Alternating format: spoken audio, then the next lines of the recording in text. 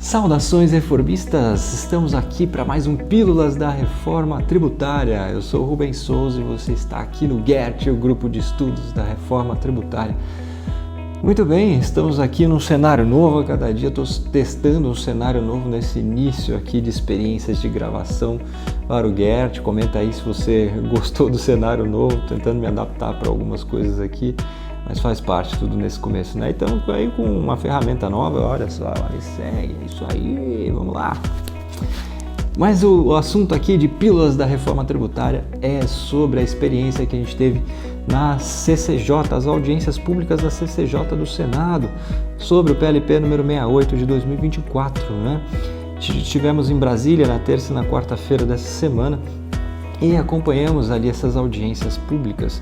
O primeiro dia foi bem protocolar para dar um start aí nos debates sobre o assunto, né? Tivemos a presença ilustre do secretário Bernardo Api, que fez uma exposição bem ampla, passando por diversos pontos polêmicos da reforma, defendendo, lógico, a reforma tributária e uma busca por uma alíquota o padrão mais reduzida possível, né? Ele passou por diversos pontos polêmicos de forma bem sucinta, não trouxe nenhuma novidade, mas foi um input importante ali para se começar os debates, né?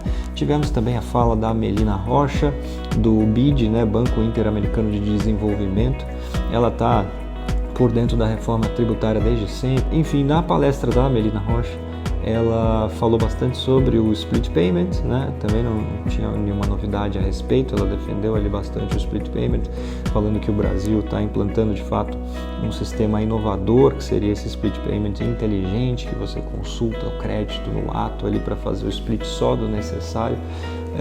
Ela falou bastante também da questão dos serviços financeiros, que o Brasil vai ter um holofote sobre essa questão, que é um dos primeiros sistemas não cumulativos para atividades financeiras, né? Vamos ver como isso fica no Brasil.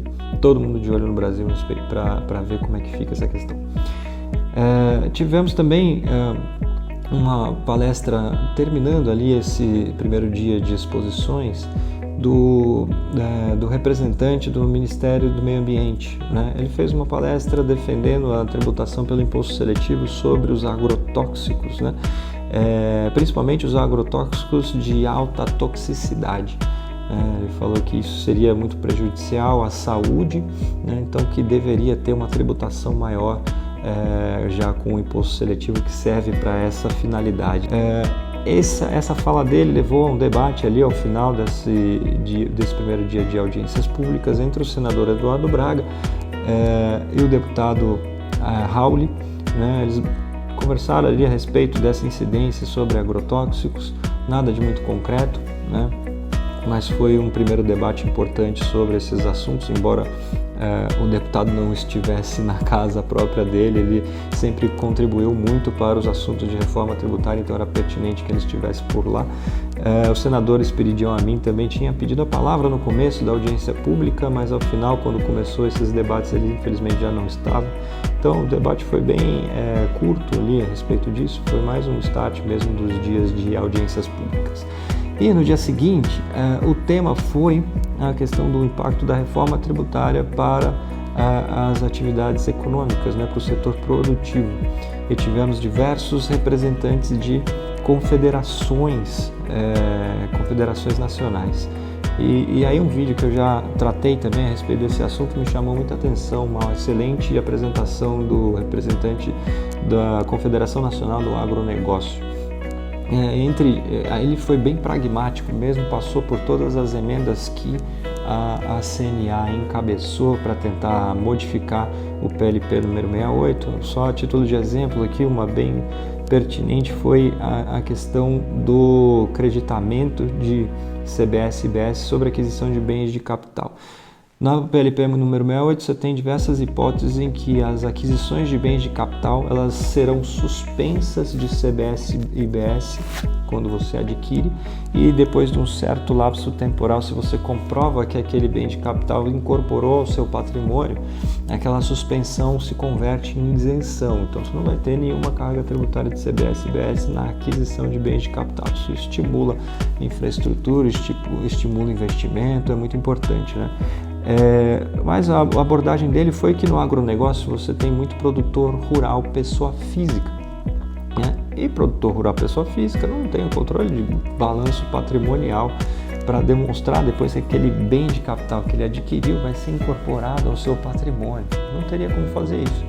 Então, do jeito que estava à disposição no PLP número 68, dava uma brecha para que ele tivesse uma certa insegurança para se adquirir um bem de capital que depois não vai conseguir incorporar no patrimônio, né? Então, a proposta deles é para que não tenha essa questão da suspensão do CBS e IBS para depois se converter numa isenção. A ideia é que quando o produtor rural, pessoa física, adquire um bem de capital, uma máquina, né, para sua produção, para sua colheita, que já tem alíquota zero, já de fato, já no ato da aquisição.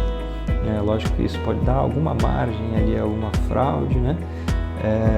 Mas eu entendo que é super pertinente a sugestão de alteração, porque de fato do jeito que estava o texto não teria como se aproveitar de suspensão e isenção um produtor rural pessoa física. Esse é só um dos exemplos de algo que está em xeque ali no Senado para se fazer alterações do PLP número 68. Muito bem, por fim tivemos também a votação do PLP número 108 de 2024 na Câmara dos Deputados. Esse PLP ele trata do Comitê Gestor, da ITCMD e ITBI, né? Também diversos outros jabutis aí no meio desse projeto de lei. Esse projeto de lei, ele de fato veio um pouco mais polêmico, né? Tem muitas questões ainda de contencioso do Comitê Gestor que ainda vão dar o que falar, mas ele foi aprovado ali meio sem muito debate a respeito dessa questão do contencioso. Foi aprovado na Câmara desse jeito mesmo. Enfim, e as emendas que faltavam serem votadas, elas foram votadas na quarta-feira agora. E destaque aí principalmente para a questão da tributação do ITCMD sobre os planos de previdência privada, né? Isso foi refutado, né? Então os contribuintes tiveram uma vitória aí nessa votação. Outra vitória foi a questão da não incidência, uma incidência nova do ITCMD, que seria sobre a distribuição desproporcional de dividendos, né? Quando uma empresa faz uma distribuição que não está proporcional ali em relação às cotas dos seus sócios, essa parte da distribuição desproporcional seria tributada também pelo ITCMD. Esse seria um fato gerador novo para o ITCMD, a gente vinha chamando de ITC 4D por conta disso, porque eu já tenho um D de doação, agora eu tenho mais 3 Ds de distribuição desproporcional de dividendos, né? Felizmente não passou, então mais uma vitória aí dos contribuintes. Isso foi rechaçado pela Câmara. O que também foi rechaçado foi a instituição do IGF. O IGF ele tem previsão constitucional, né, que é o imposto sobre grandes fortunas, só que ele precisa de uma lei complementar para começar a poder ser cobrado, né? E aí tinha uma emenda então ao SPLP 108, encabeçada pelo PSOL, para poder se tributar grandes fortunas de forma anual. Então, de repente, uma pessoa ali tem um patrimônio superior a 10 milhões de reais, que seria o piso dessa tributação. Todo ano ela seria mordida por um percentual, uma alíquota sobre esse seu patrimônio, de 10 milhões para cima. Isso de forma progressiva, se não me engano, começava com 0,5% sobre o patrimônio. É uma taxação pesada, né? Enfim, foi bem polêmico isso, mas essa emenda ela já tinha um parecer desfavorável nas comissões anteriores da Câmara dos Deputados, então quando foi colocado para votação eu já esperava que ela fosse rechaçada, né? Então esse foi o cenário, aprovou então o PLP 108 na Câmara, agora ele segue para o Senado também. Então o Senado está com as duas petecas aí em relação à reforma tributária, o PLP 68 e o PLP 108. E será que vai dar tempo, né?